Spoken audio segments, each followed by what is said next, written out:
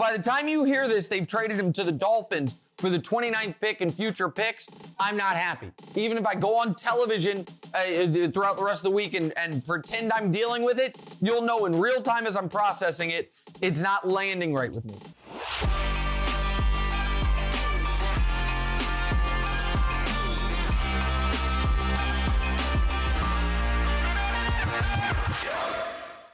All right, welcome back in What's Right with Nick Wright podcast and video show. Something very odd happened about 90 seconds ago. The producers in my ear told me, put your phone down. We're changing up the show. There is breaking news as we are recording. Again, you guys will be able to hear and see this Thursday morning, afternoon, but we are recording it Wednesday morning. And the producers told me we have breaking news, so I'm going to pivot this way. Demonze, what is the breaking news that we are breaking the format for? NFL Network is reporting that the Chiefs are allowing Tyreek Hill to seek a trade. No, they're not. Yeah, just in on Twitter. Stop. What's the actual breaking news? Just in on Twitter. But it's real. The NFL Network. Yes. Stop it. This is real. That's very okay. Hold on, give me a moment here. Okay, so it is real. The Chiefs are going to let after contract extension talks broke down, they're going to let Tyreek Hill seek a trade. Oh, okay. Hold on.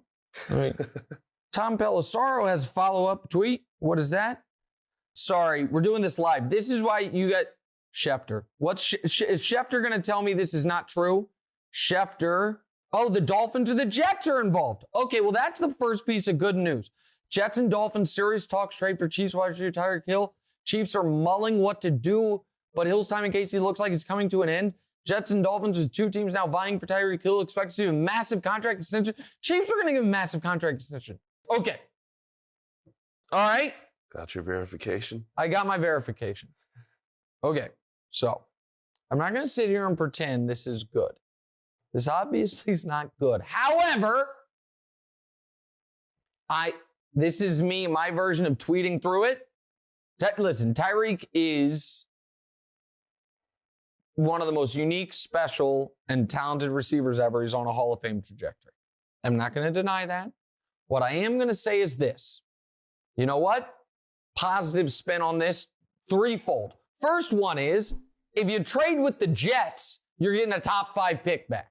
The Dolphins, I'd be a little less excited, but still we could deal. Trade with the Jets, you get a top 5 pick. That would be a positive thing. And maybe multiple. Maybe the Jets give out multiple picks. Who knows? Let's see what this trade possibly could be. If there's any breaking news again, tell me. And by the way, by the time people hear this, the trade might already have happened. But I'm dealing with this in real time. Here's another positive.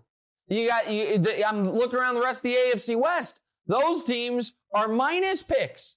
The Broncos, they don't have picks forever. Traded for Mr. Limited, Russell Wilson. That's true. Oh, yeah, you're laughing at me. The Raiders, they're out of picks. They traded for Devontae Adams. So while all those teams are focused in the here and now, Chiefs have a long, 100-yard view of this thing, setting up a dynastic run. Now, it's going to be harder without Tyreek Hill. I understand that.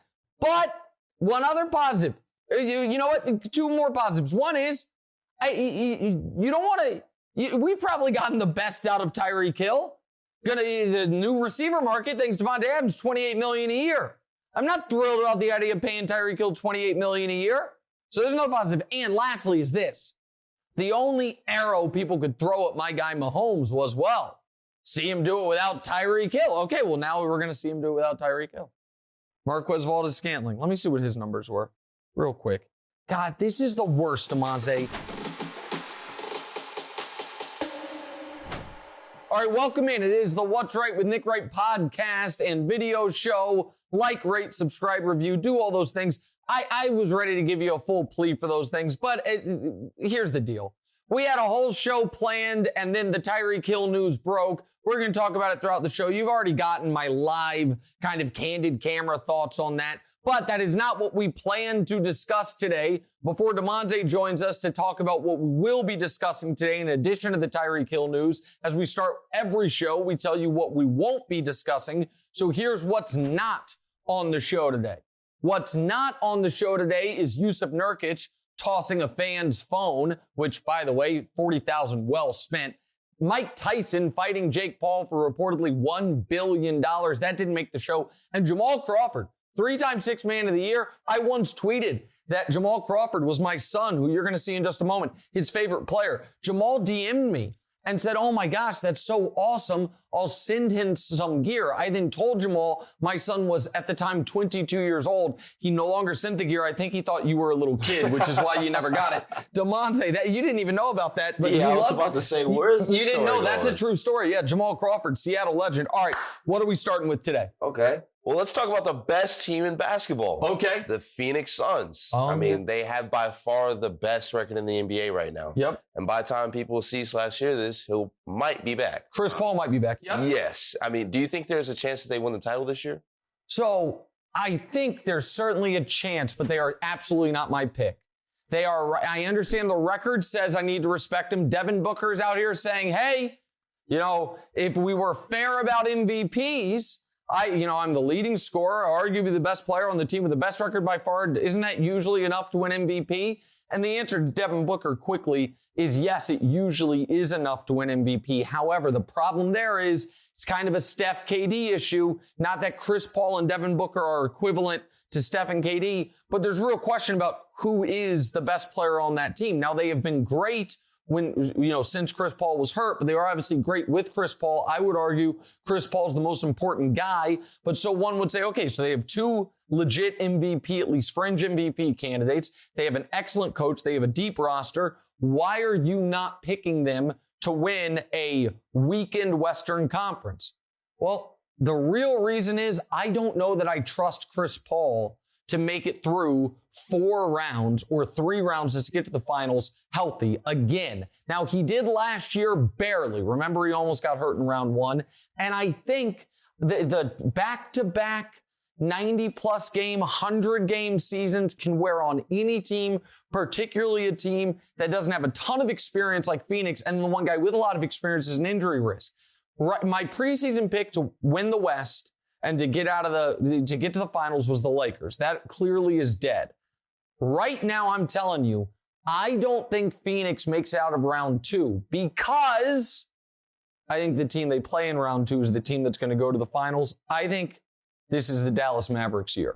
Not to win the title, but to get to the finals. I think Luka, who is the closest we have seen to LeBron in NBA history, or at least since LeBron, Luka is going to have his version of 22-year-old LeBron 07 carrying a very weak Cavs team all the way to the NBA Finals where they then got washed by the Spurs. I think Luka can carry the Mavs to the NBA Finals where they then will get washed by the Bucks. So no disrespect to Phoenix, but I do not think they're winning the title this year. I just kind of alluded to LeBron there. It looks like we are talking about LeBron here. What are we discussing here, Demonte?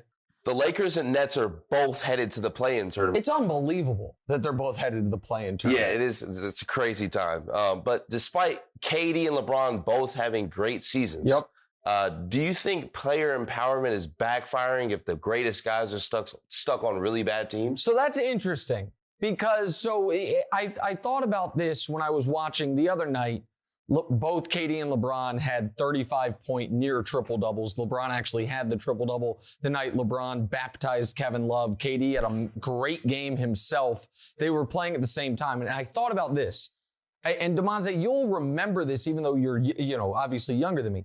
10 years ago this season, KD and LeBron played in the finals for the first time. They were the 2 best players in the league. Nobody disputed it. 5 years later, KD and LeBron played each other in the finals again. They were, in my estimation, I think most people's belief, with respect to Steph Curry, still the 2 best players in the league. Nobody disputes it.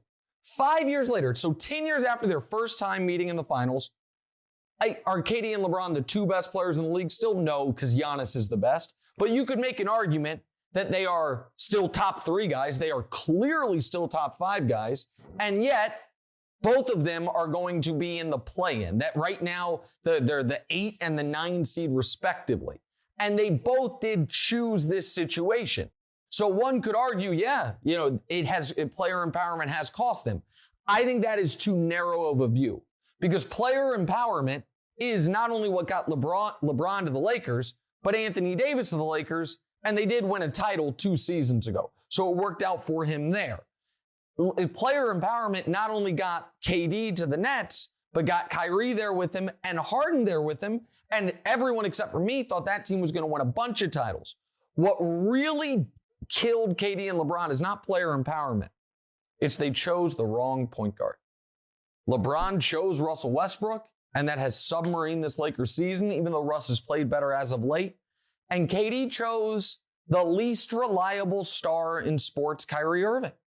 If those guys had just had better, were less worried about, in KD's case, I think it was who his good friend was, and instead looked at it and said, looked at the Kyrie's history of health and lack of reliability and consistency. And if LeBron, I think, LeBron's never been great at evaluating who would play well with him. It's an odd thing. And I think LeBron's ego got the best of him, thinking, Russ's issues won't apply once he's with me. And obviously those issues have transcended his teammates. So I don't blame that on player empowerment. I blame that on KD and LeBron both having a strong hand in who they get to play with and just making the wrong choices. If player empowerment could have gotten DeMar DeRozan in Russell Westbrook's spot instead of Russell Westbrook, and then the Lakers, even with all the injuries, are huge favorites to win the West.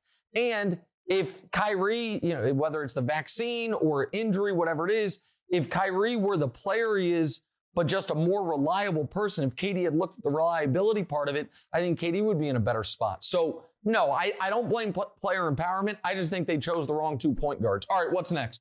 Let's go to the NFL. Yep. Fewer and fewer teams are needing a quarterback. Yeah. Matt Ryan went to the Colts, and Mariota went to the Falcons. Yep. Jameis stayed in New Orleans. Yep. Should the 49ers just keep Jimmy G at this point?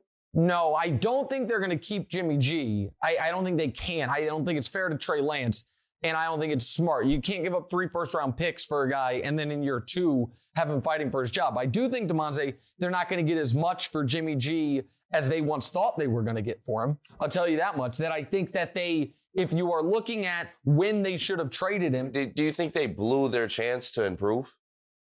Well, I don't think they blew it, but I don't think they maximized their chance to improve. I think that they needed to survey the landscape and realize if there's going to be a game of quarterback musical chairs, we need to make sure Jimmy G's got a seat early. Because now it's not only, that Wentz got traded, so Washington's off the board, and Matt Ryan got traded, so Indy's off the board, and, the Russ got traded, so the Broncos are off the board. But it's also that all of a sudden Baker Mayfield's available. And so now there's another quarterback of similar caliber to Jimmy G that is going to be in the marketplace. So I don't think they blew their chance to improve, but I think that had they timed this better, Carson Wentz went for 2 seconds, essentially. Jimmy G, I don't like Jimmy G a ton, and I'm skeptical of him, especially on a bad team. But he's better than Carson Wentz. Are they going to get more than 2 seconds for him? I don't think so. All right, what's last? The Sweet 16 and Elite 8 are this weekend. Yeah. Gonzaga is a huge favorite to win it all. Yep. All eyes will be on Chet. Yep. Do you believe he'll ever be a star in the pros? So this is tough because Chet Holmgren checks so many boxes. His numbers are great. His team is the favorite. I don't think Gonzaga is going to win it all, by the way, but his team's the favorite. And if you look at even the first game they played in the tournament, I didn't think he played well at all. But then it's like, you look at the numbers, I think he had 19, 17, and 7 blocks. His numbers were unbelievable. I'm going to say something. I hope it does not hurt your feelings because this is somewhat about you. I'm going to use you as a comp, okay? Okay. Where I knew you had a ceiling as a basketball player, and you were a great player. But there was one part of your game that you I think it was too frustrating. You refused to just dedicate yourself to your left-hand dribbling. Your ball, and I was like, okay, DeMonte is a better player than I ever could have been. He's going to play college basketball, but there's going to be a ceiling because there's an obvious flaw, right. And it was you were just working on other stuff. You were working on defense, you're working on shooting. Again, I feel badly for personally attacking you, but it's the truth. Here's why I bring it up. I think it is incredibly concerning that Chet Holmgren won't put on weight. How long of his basketball career do you think people have been like, buddy? Putting on weight in the left hand are I feel like almost two different things. You think it should be easier, like that it's more of an error by him than by you, is what you're saying? Yeah, I mean, no. Yes, that's what you're saying. You're saying putting on weight's easier than doing the drills. The guy's got a high metabolism. Okay, maybe he has a high metabolism. And I hear all these KD comps. Guys, KD is a unicorn for a reason, and KD's bigger than Chet. And so it is the only obvious flaw in his game is he is literally the skinniest player I've ever seen at a high level of basketball since Keith Kloss. Now, Keith Kloss, that's a throwback, but somebody Google him. He was once listed at 7'1", 180. That's a real listing he had. And Keith Kloss, by the way, didn't have the talent Chet does. I feel like Chet needs not a sandwich, but like 35 sandwiches. And it concerns me that he hasn't just begrudgingly gone ahead and put on the weight. I wouldn't draft him number 1. I think I'd be afraid to draft him in the top 3. Maybe I'll be wrong about it, but that to me looks like a potential massive flaw. That's my deep Chet Holmgren analysis. He's too damn skinny. We'll be right back.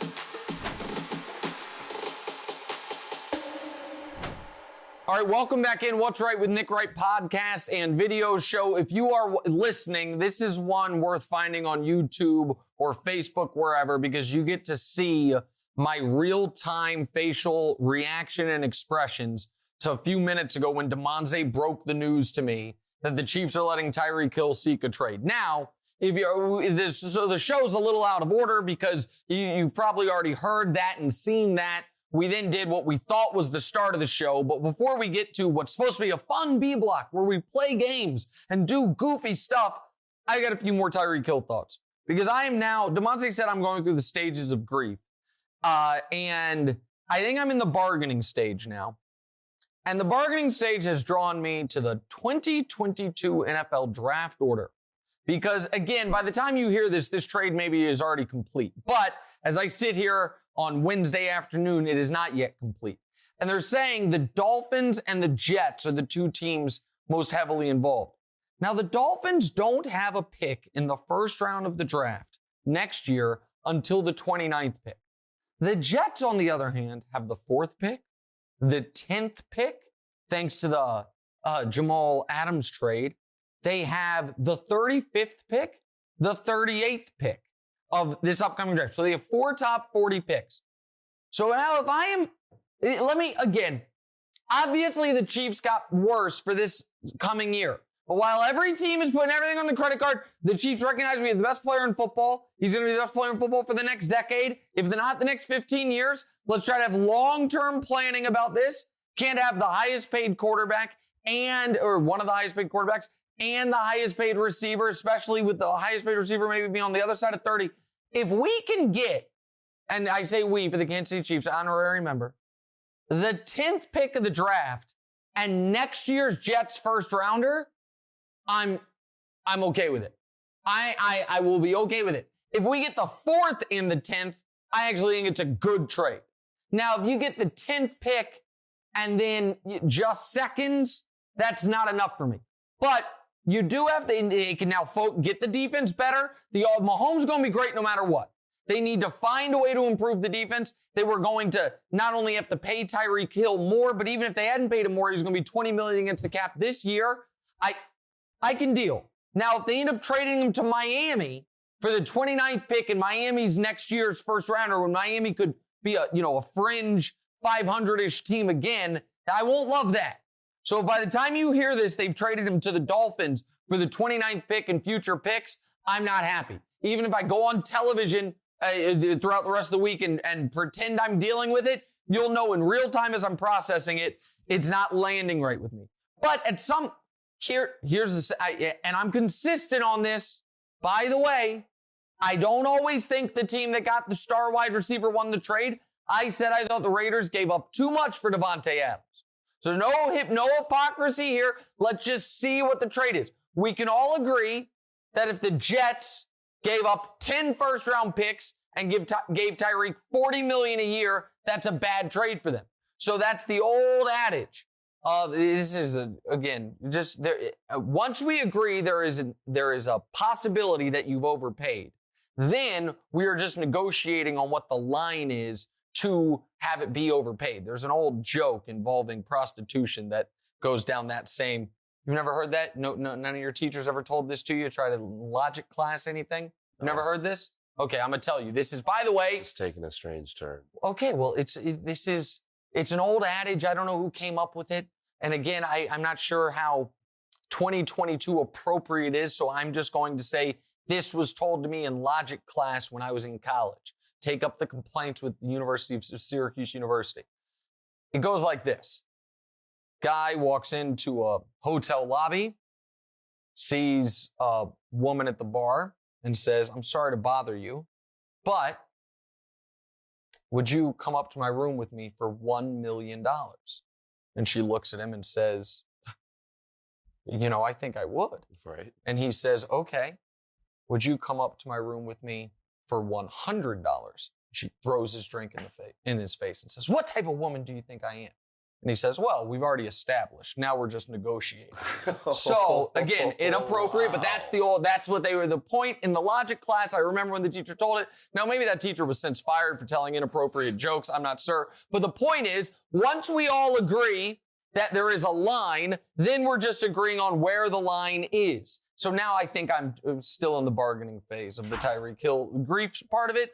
But everyone would agree there is a level of draft compensation the Chiefs could get where it is a good deal for them. We're going to wait and see what that is. Wait, is there breaking? No, there's not Tyreek Hill breaking news. There's Kevin Wildes tweeting Mac Jones at the Pro Bowl saying, I like throwing to Tyreek. This is so stupid. All right, let's play a game. Let's move on. This or that? What's first up? Time for this or that. Worst news for the Nets. The vaccine mandate not changing or Ben Simmons' herniated disc? Oh, listen, I think the worst news is Ben Simmons because they had to anticipate that the vax mandate might not change. And I don't believe it's going to change before the end of this basketball season. I do believe it'll change by next basketball season, but I don't think it's going to change before the end of this basketball season. In fact, just earlier today, Eric Adams, the mayor of New York City, once again said he doesn't think it's going to change anytime soon. Ben Simmons' herniated disc is incredibly concerning. How did it happen? When did it happen? When are we going to see him play again? Like that, he was the core piece that you traded James Harden for, right? You can't have him all of a sudden. You already know what his limitations as a player are, but you also know what his positives as a player are. You can't have him all of a sudden have a back issue. Like to me, that's way more concerning. All right, what's next? Better option for Indy between Matt Ryan and Carson Wentz. Yeah, this to me is very, very simple. Matt Ryan. I don't think Matt Ryan's great, but Matt Ryan is the best quarterback that Indy has had since Andrew Luck. I don't think that's debatable. And Carson Wentz, some of us told you that Carson Wentz was going to be Carson Wentz, even when people were like, no, he's no longer Carson Wentz. No, he was always Carson Wentz. So the fact that you got potentially 2 second-rounders for Carson Wentz. Now, you traded too much for him, trading a first-rounder plus to get him, but you got 2 second-rounders back for Carson Wentz, and you only had to give up a third-rounder for Matt Ryan. I think the Colts should be the favorites in the AFC South. So I think that's not even a question. Matt Ryan's an upgrade over Carson Wentz. All right, what's next? Coach K goes out on top or is eliminated by our next show. Oh, so my answer would be neither. But that's not an option. My answer would be they make the Final Four, but they don't win at all. So I'm going to say eliminated by our next show. I don't think, as much as I like Banchero, I don't think Duke is good enough to win the title. I think they should have lost to Michigan State. I think that was a bit of a gag job by Michigan State down the stretch there. So if I have to choose, either he's eliminated this week in Sweet 16, Elite 8, or they win the whole thing, I'm going to go he's eliminated this weekend so that Coach K and Duke is done by the next time we're on the air. All right, what's last? Hey, we haven't seen a lot of Zion in a while. Nope. Let's check on him. Let's take a look at this Instagram post here. Okay, let's look at it. Oh, my God. Look at that. Yeah. Okay, yeah.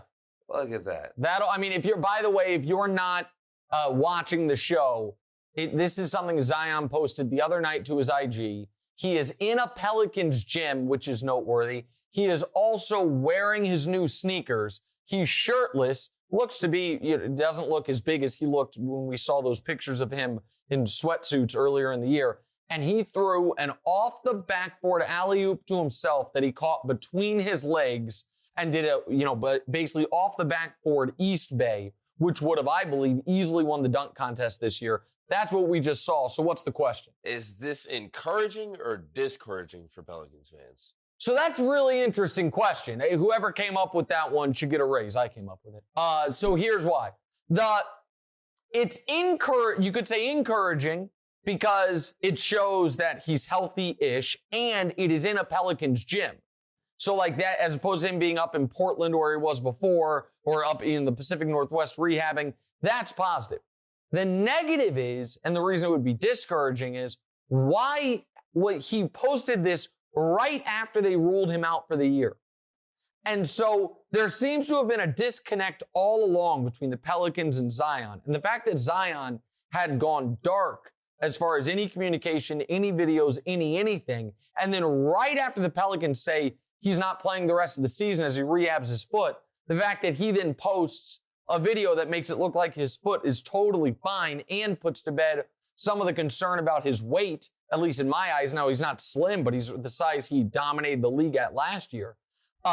That's discouraging. Overall, I would say it's a net win for the Pelicans fans, because I do believe he's going to sign the max extension this summer, and I do think they're going to have more time. And the biggest concern should be, how healthy is he? He looks incredibly healthy right there, which is more than I can say for myself as I've had to deal with this Tyreek Hill. We've got a little bonus question for you. We have a bonus question. What's more devastating to you, Tyreek Hill or Scrabble with Diora? Okay. My sister. Okay, listen, all right, so this is how we're going to end the show. So I lost to my 16-year-old in Scrabble. And you know what? I'm just going to lash out. I apologize on the front end of this, but I'm upset. You guys are trying to twist the knife on the Tyreek Hill thing. You guys didn't let me process it in real time. You break it to me while I was live on the air. It's not right. So here's where I'm going to lash out. It would be devastating to lose to you in Scrabble. There's no shame in losing to Diora in Scrabble. Diora is brilliant. Diora is takes her education seriously. If I lost to you in Scrabble, I would do some soul searching. Losing to Diora in Scrabble, I can deal with. I'm done with this show for the day and maybe forever. We'll see you next week.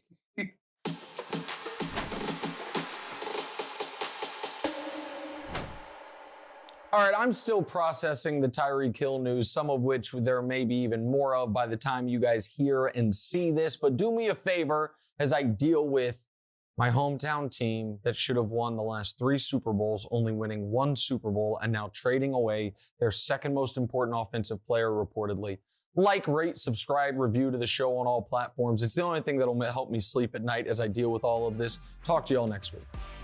Hey, thanks for watching. Smash or just lightly tap that subscribe button. It all works the same. To get more from the show, and make sure you click. Why don't you want to mash the bell too, guys? Or just, lightly tap the bell to get notified every time new content drops. Check out full episodes of What's Right wherever you get your podcasts, or just hit the link in the description below.